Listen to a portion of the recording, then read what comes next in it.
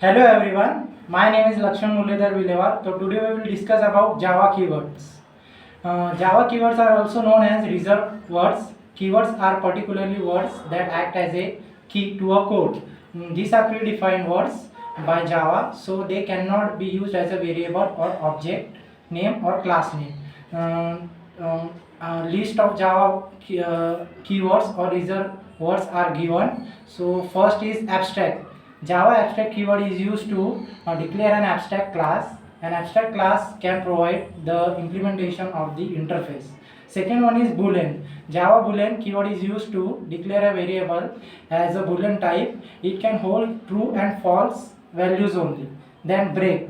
Java break keyword is used to break the loop or switch statement. It breaks the current flow of the program at specified condition. Next one is byte keyword. Byte keyword is used to declare a variable that can hold 8-bit data values. Then next one is case. Java case keyword is used with the switch statements to mark blocks of text.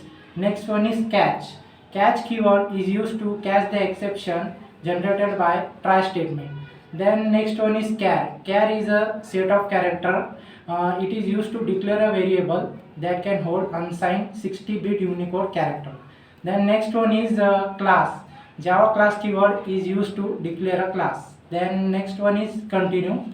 Java continue keyword is used to continue the loop.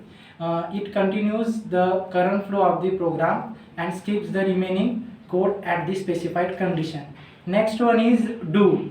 Java do keyword is used in the control statement to declare a loop. Then double. Double keyword is used to declare a variable that can hold 64-bit floating point number. Next one is else. Java else keyword is used to indicate the alternative branches in an if statement. Next one is enum. Java enum keyword is used to define a fixed set of constant. Then next one is extend. Extend keyword is used to indicate that a class is derived from another class or interface. Then next one is final.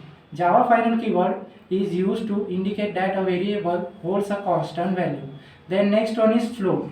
Float keyword is used to declare a variable that can hold a 32-bit floating point number. Then next one is if. Java if keyword tests the condition. It executes the if block if the condition is true. Then next one is import. Java import keyword makes classes and interfaces available and accessible to the current source code. Next one is int. Int keyword is used to declare a variable that can hold a 32-bit signed integer. That's all about the Java keywords. Thank you.